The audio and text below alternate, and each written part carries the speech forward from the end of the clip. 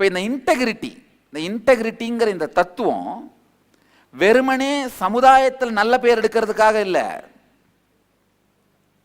நாமெல்லாம் சொல்லிப்போம்ல, எங்க ஊர் கவுண்டர்ப்பா, வார்த்தை கொடுத்தாருன்னா மாற மாட்டாருப்பா சொல்லிக்கிறோம்ல. அதுக்காக மட்டும் இல்ல, நமக்கு உள்ள ஓடுற அந்த கொந்தளிச்சு பொங்குற எண்ணங்களுடைய எண்ணிக்கையையும் போக்கையும் குறைக்கிறதுக்காகவும் கூட. இப்போ இன்டெகிரிட்டியோட திங்க் பண்ண ஆரம்பிச்சிங்கன்னா உங்களுக்குள்ள ஓடுற ஒவ்வொரு எண்ணத்துக்கும் நீங்க பொறுப்பு இல்லையா? உங்களை அறியாம ஏதாவது உள்ள ஓடிட்டு இருக்க முடியுமா? நல்லா புரிஞ்சுங்க. பல நேரத்தில் நீங்க உங்களை கண்டுபிடிக்க, நீங்க உங்க அறிவுக்கு வர்றதுக்கு முன்னாடியே சூசைட் பண்ணிக்கணும்னு நிறைய தரம் திங்க் பண்ணி வச்சிடறதால தான் சூசைட் பண்ணிக்கணுன்றதே உங்களால கட்டுப்படுத்த முடியாத ஒரு பெரிய எண்ணமா உங்களுக்குள்ள வளர்ந்துருது. எத்தனை பேர் இதை அனுபவமா உணர்ந்திருக்கீங்க? இந்த சூசைட் பண்ணிக்கணும்ன்றது அப்படியே ஒரு பெரிய பேட்டர்ன் மாதிரி ஆயிடும். உள்ள ஏதாவது ஒரு சின்ன புஷ்னா என்ன, உடனே எடு மருந்த, எடு கயிறை. தமிழ்நாட்டில் பூச்சி மருந்து விவசாயத்துக்கு பயன்படுதோ இல்லையோ, சூசைடுக்கு நல்லா பயன்படுது.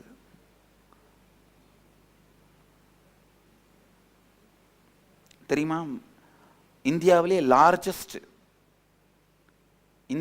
அதிக நபர்கள் சூசைட் பண்ணிக்கிற மாநிலம் தமிழ்நாடு தான். அது தெரியுமா? இப்போ ரீசெண்டாக வந்த ரிப்போர்ட் படி கூட, ஒரு சில வாரங்களுக்கு முன்னாடி வந்த ரிப்போர்ட் படி கூட, உலகத்திலேயே அதிகம் பேர் தற்கொலை பண்ணிக்கிற மாவட்டம் எது தெரியுமா? அப்போ வடார்காடுன்னு சொல்லுவோம், இப்போ திருவண்ணாமலை வேலூர் மாவட்டம்னு சொல்றோம் இல்லையா, அந்த ஏரியா தான். உலகத்திலேயே அதிகமாக மக்கள் சூசைட் பண்ணிக்கிற மாவட்டம், ஜோன், ஏரியான்னு சொல்லுவாங்க. உங்களுடைய எண்ணம், திங்க் பண்ற அந்த திங்கிங் ட்ரெண்டுக்குள்ள அவேர்னஸை எடுத்துட்டு வர்றதுக்கான பவர்ஃபுல்லான மெத்தடு இந்த இன்டெகிரிட்டி. இந்த அவேர்னஸை எடுத்துட்டு வர பவர்ஃபுல்லான மெத்தட் இன்டெகிரிட்டி. இன்டெகிரிட்டியை எப்படி உங்க திங்கிங்குள்ள எடுத்துட்டு வர்றது அப்படிங்கிறத இப்ப பார்ப்போம். இன்னொரு கருத்தை புரிஞ்சுக்கோங்க. ஏற்கனவே உங்களுக்கு நீங்களே நிறைய வார்த்தைகளை கொடுத்துக்கிட்டு அதை நிறைவேற்றாம போனதுனால உங்க மேலேயே நீங்க நம்பிக்கையை இழந்து விட்ட உங்களுடைய ஒரு பாகம் இருக்கு. அது எல்லா வீட்டுக்குள்ளேயுமே ஒரு வில்லன் இருப்பான், நீங்க என்ன பண்ணாலும் உருப்படாம பார்த்துக்கிறதுக்கு. இப்போ உங்க மனசுல கரெக்டா உங்க வீட்டு வில்லன் யாரும் நினைவு வந்துட்டு இருப்பாரு, நினைச்சு பார்த்துட்டு இருப்பீங்க. எல்லா வீட்லையும் ஒரு வில்லன் இருப்பான். அதே மாதிரி நம்ம எல்லாருக்குள்ளேயும் நம்முடைய ஒரு பாகம் வில்லனா இருக்கும். என்ன செய்ய முயற்சி பண்ணாலும் நம்மளை பார்த்தே கிண்டல் பண்ணும். நாம ஹீரோ மாதிரி ஏஞ்சி நிற்கலாம்னு நினைப்போம், பின்னாடி காமெடி பீஸு, வானா விடு, எல்லாம் சிரிக்கிறாங்க பாரு. அப்போ உடனே என்ன ஆகுது, புஷ் நீங்க உடஞ்சி அடங்கிருவீங்க. நீங்கள் நிறைவேற்றாமல் விட்ட உங்களுடைய வார்த்தைகள்லாம் சேர்ந்துதான் குப்பை மாதிரி உங்களை பார்த்தே சிரிச்சிட்டு இருக்கிற அந்த உங்களுடைய ஒரு பாகம். எத்தனை நல்ல ஆழமா கேளுங்க. உங்களால ஒரு விஷயத்தை சாதிக்க முடியும் அப்படிங்கிறத உங்களையே உங்களால கன்வின்ஸ் பண்ண முடியாம தவிப்பீங்க. எத்தனை பேர் அந்த மாதிரி தவிச்சிருக்கீங்க? உங்களையே கன்வின்ஸ் பண்ண முடியாது. ஃபர்ஸ்ட் ஆஃப் ஆல் அந்த நீங்க கன்வின்ஸ் பண்ண முடியாம தவிக்கிறீங்க பாத்தீங்களா ஒரு பாகம், அதுதான் அந்த இன்டெகிரிட்டி இல்லாத பாகம். நீங்க ஏற்கனவே உங்களுக்கு வார்த்தைகளை கொடுத்துக்கிட்டு அதை நிறைவேற்றாம விட்டு மறந்து அந்த உடஞ்சி போன அந்த பாகம். உதாரணத்துக்கு காலையில எந்திரிச்சு நாளையில இருந்து 4 மணிக்கு எந்திரிச்சு யோகா பண்ண போறேன்பா அப்படின்னு முடிவு பண்ணிட்டீங்கன்னா அது உங்களுக்கு நீங்களே கொடுத்துட்ட வார்த்தை. மறுநாள் எந்திரிச்சு பண்ண மாட்டீங்க, மிஸ் பண்ணிடுவீங்க. அன்னைக்கு இல்லை, இன்னைக்கு விடுறதில்லடா, எப்படியோ மறுநாள் ஒரு 2 நாள் எந்திரிச்சு கரெக்டா பண்ணிடுவீங்க. திரும்ப ஒரு வாரம் கழிச்சு அவ்வளவுதான், அவுட்டு. இந்த மாதிரி ஒரு 10 தரம் ஃபெயில் ஆனீங்கன்னா 11வது தரம் ஆரம்பிக்கும் போது உங்களுக்கு உங்க மேலேயே நம்பிக்கை இருக்குமா? இருக்குமா? அந்த உடைஞ்சு போன உங்க பாகம் தான் உங்களை பார்த்து எப்பவும் சிரிச்சுக்கிட்டே இருக்கு. உங்களால எதையுமே செய்ய முடியாதுன்னு உங்களுடைய தைரியத்தையும் கான்ஃபிடென்ட்டையுமே எடுத்துற அந்த பாகம். எத்தனை பேர் உங்களுக்குள்ள அந்த பாகம் இருக்குன்னு நினைக்கிறீங்க? கை தூக்குங்க. அதுதான் ராட்சசன். நம்ம புராணங்களில் வர்ற ராவண, ஹிரண்யாக்ஷன், கும்பகர்ணன், அது எல்லாமே அதுதான். முக்கியமான வேலை வரும்போதெல்லாம் தூங்கிக்கிட்டே இருந்தீங்கன்னா நீங்க தான் கும்பகர்ணன். கும்பகர்ணன் தனியா எங்கேயோ இலங்கையில் ஒளிஞ்சிட்டு இல்லை. எத்தனை பேர் உங்களுக்குள்ள உங்களை நீங்களே கன்வின்ஸ் பண்ணாம தடுமாறுறீங்கன்னு புரிஞ்சுக்கிட்டீங்கன்னா அப்போ இன்டெகிரிட்டி அப்படிங்கிறதும் அதனுடைய தேவையும் முழுசா புரிஞ்சுக்க முடியும். இப்போ இந்த இன்டெகிரிட்டி அதனோட தேவை என்னன்னு இன்டர்னலைஸ் பண்றதுக்கு ஒரு சின்ன ப்ராசஸ் பண்ணலாம். நல்லா புரிஞ்சுக்கோங்க.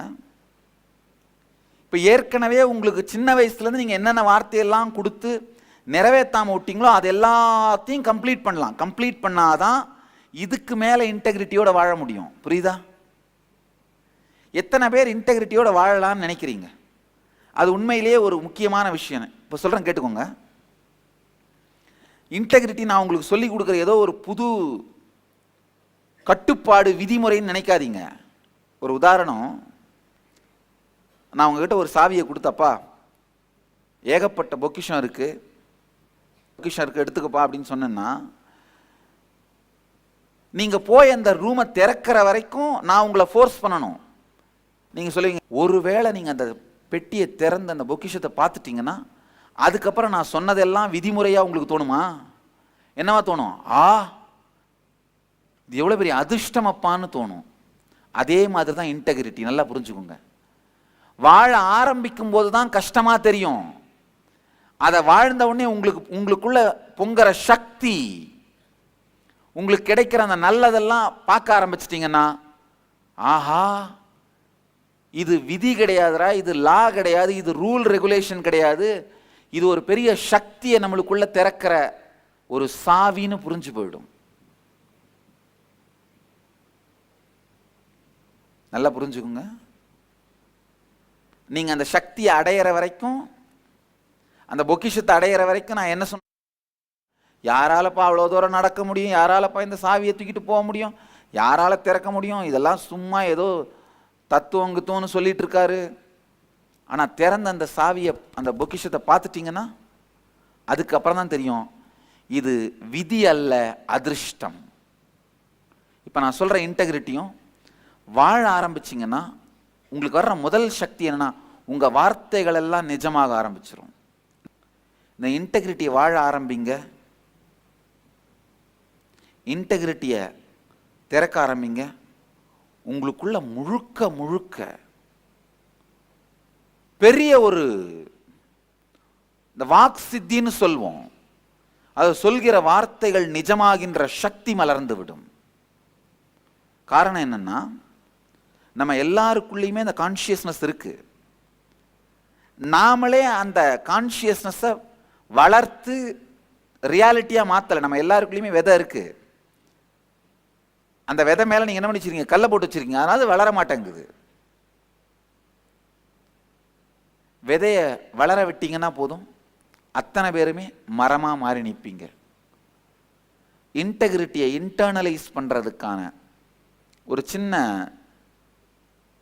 ப்ராசஸ், ஒரு நுட்பம் பயிற்சி செய்வோம்.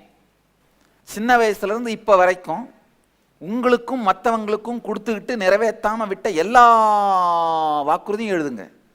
ஏன்னா இதையெல்லாம் கம்ப்ளீட் பண்ணாதான் இதுக்கு மேல நாம இன்டெகிரிட்டியோட வாழ ஆரம்பிக்க முடியும்.